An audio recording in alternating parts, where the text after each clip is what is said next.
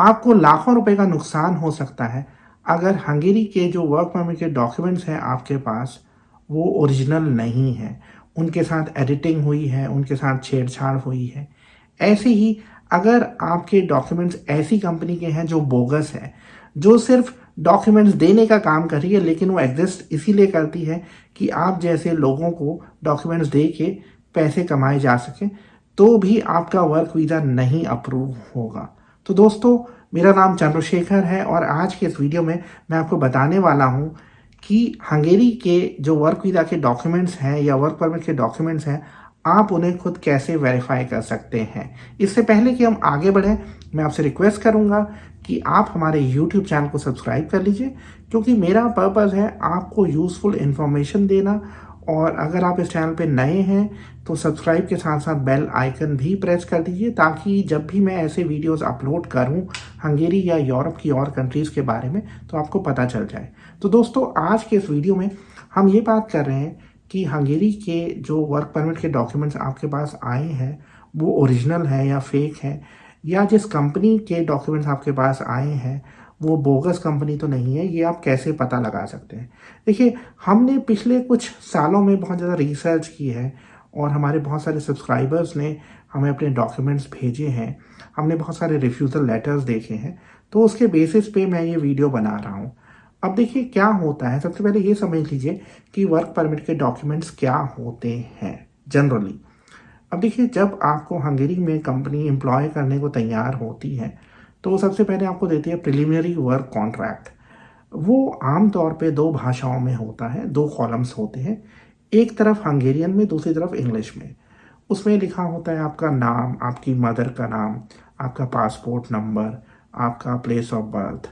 फिर आगे लिखा होता है कि आपका काम क्या होगा, आपको कहाँ काम करना है, आपकी सैलरी कितनी होगी, नेट या ग्रॉस ये लिखी होती है।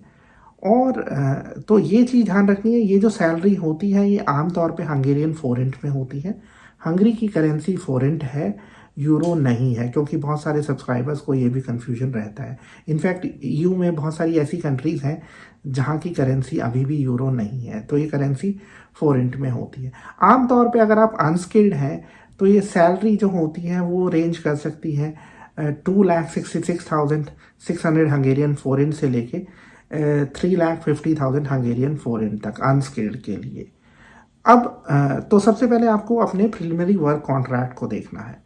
फिर इसके साथ आता है ईगाजोलास। ईगाजोलास क्या होता है, जो आपकी कंपनी है वो लोकल लेबर ऑफिस में जाती है और वहाँ पे ये बताती है कि हमें 50 वर्कर्स की डिमांड है या 100 वर्कर्स की डिमांड है, और जो लेबर ऑफिस है वो उनको एक लेटर देता है जिस पे जो हंगेरियन गवर्नमेंट है उसका लोगो होता है, और उसमें वो परमिशन होती है कि वो 50 लोगों को हायर कर सकती है।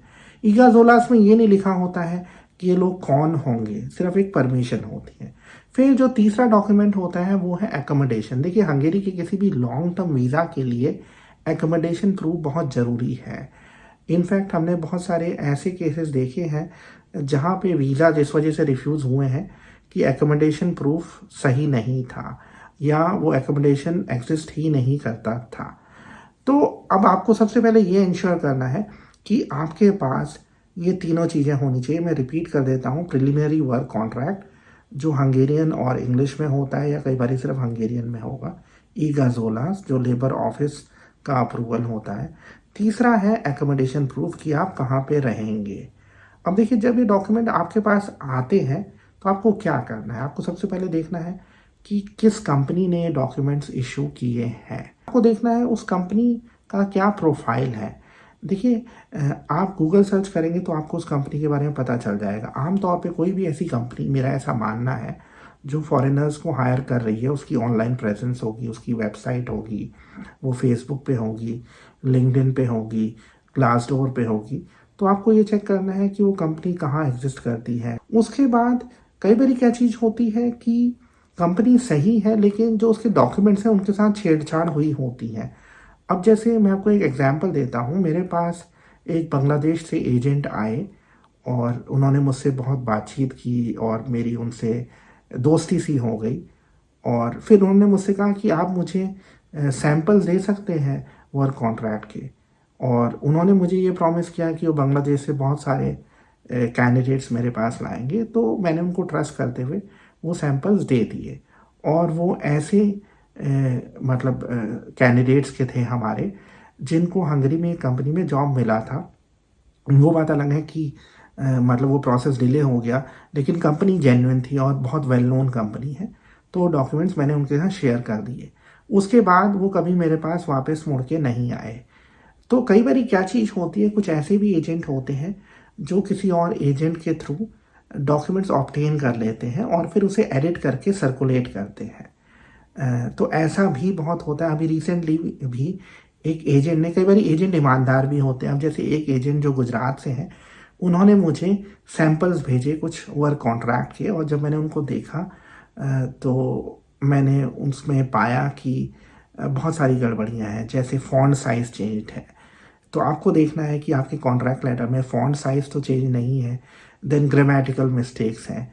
अब जो सैलरी है वो वर्ड्स में कुछ और लिखी है, नंबर्स में कुछ और लिखी है। जैसे नंबर लिखा है 300,000 यानी 3 लाख फॉरेन, लेकिन जब वर्ड में लिखा है तो कुछ और लिख दिया है। फिर ऐसे ही जैसे कॉमास की मिस्टेक है, फुल स्टॉप की मिस्टेक है, ग्रामर की मिस्टेक तो है ही। तो ये कुछ साइंस होते हैं ऐसे डॉक्यूमेंट्स के जो फैब्रिकेटेड हैं। फॉन्ट साइज़, ये मैंने देखा है जो सबसे बड़ी मिस्टेक होती है। तो आपको ये भी ध्यान रखना है, कई बारी कंपनी ऐसी है हमने देखी है जिनके लोगों को ऑलरेडी वीज़ाज़ मिले हैं, लेकिन होता क्या है, सिर्फ डॉक्यूमेंट्स एडिटेड हैं तो उस केस में वीज़ा रिफ्यूज़ हो जाता है। अब मैं आपको एक एग्जांपल दूंगा। जैसे एक कंपनी थी, उनको सिर्फ 80 लोगों की डिमांड थी, लेकिन 400 लोगों ने वीज़ा अप्लाई किया है। यानी 320 ऐसे लोग थे जिनके डॉक्यूमेंट्स फैब्रिकेटेड थे। वो एजेंट्स ने अपने क्लाइंट्स को दे दिए और उन्होंने वीज़ा अप्लाई कर दिया। अब कई बार क्या चीज़ होती है, जब तक आप अप्लाई नहीं करते हैं तब तक एम्बेसी को पता भी नहीं चलता है कि ये डॉक्यूमेंट्स फेक हैं, क्योंकि कई बार क्या चीज़ है, वीएफएस इन्वॉल्व है। अब वीएफएस को तो पता नहीं होगा, वीएफएस को तो एम्बेसी ने ये डायरेक्शन दी है कि ये डॉक्यूमेंट की चेकलिस्ट है और लोग अगर वीज़ा की एप्लीकेशन सबमिट करने आते हैं तो आपको उनसे ये डॉक्यूमेंट लेने हैं। कुछ केसेस में ऐसा होने लग गया है रिसेंटली कि जो बोगस कंपनीज़ हैं या जिन कंपनीज़ के एडिटेड डॉक्यूमेंट्स आ रहे हैं, वहाँ पे एम्बेसी डॉक्यूमेंट लेने से मना कर देती है। तो कंपनी जो एम्बेसी या कॉन्सुलेट है कब मना करता है या बीएफएस तब मना करता है जब कंपनी बोगस होती है या उस कंपनी का जो वीज़ा रिफ्यूज़ल रेट है वो बहुत हाई है। तो आपको बेसिकली कंपनी के बारे में गूगल सर्च करना है और ये देखना है डॉक्यूमेंट्स में कहीं ऐसी गड़बड़ तो नहीं है, फ़ॉन्ट साइज़ में, ग्रामर में, और फुल स्टॉप, कॉमास ये कहाँ पे लगे हुए हैं, और कुछ भी अनयूजुअल दिखे डॉक्यूमेंट्स में तो इसका मतलब ये है कि वो एडिटेड है।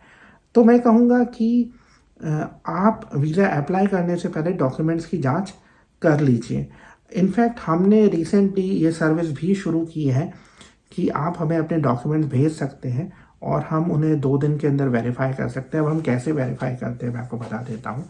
देखिए, मैं डॉक्यूमेंट्स को सबसे पहले खुद देखता हूँ और मैं अपने हंगेरियन कोलीग और लॉयर को भेजता हूँ, और फिर उसके बाद हम जो भी हमारा सब्सक्राइबर है उसको बताते हैं कि ये डॉक्यूमेंट सही है या नहीं है, इसमें क्या गड़बड़ है और इस कंपनी के साथ वीज़ा मिलने के क्या चांसेस हैं। उसके बाद ही मैं आपको एडवाइस करूँगा कि आप वीज़ा अप्लाई करें। इनफैक्ट जाते जाते मैं आपको एक एग्जांपल देना चाहूँगा। अब जैसे एक हमारे सब्सक्राइबर हैं कतर से, वो ऑलरेडी 2000 कतरी रियाल दे चुके थे एजेंट को, और एजेंट उनसे कह रहा था कि आपके वर्क परमिट के डॉक्यूमेंट्स आ गए हैं तो मुझे 6000 कतरी रियाल आप और दे दो। तो मैंने जब डॉक्यूमेंट्स देखे तो मैंने उनको बताया, देखिए ऐसा है, ये कंपनी ऐसी है जिसने बहुत सारे लोगों को इस समय वर्क परमिट के डॉक्यूमेंट्स इशू किए हुए हैं, तो इस पर वीज़ा मिलने के चांसेस बिल्कुल नील है। इसलिए मैं आपको ये सजेस्ट करूँगा, आपने 2000 जो कतरी रियाल हैं वो दे दिए हैं, लेकिन अब आप आगे पैसे मत दीजिए, आपके 6000 रियाल बच जाएंगे। मतलब 2000 तो अब मुझे नहीं पता कि एजेंसी वापस करेगी या नहीं, तो मैंने उनको रोक दिया वहाँ पे।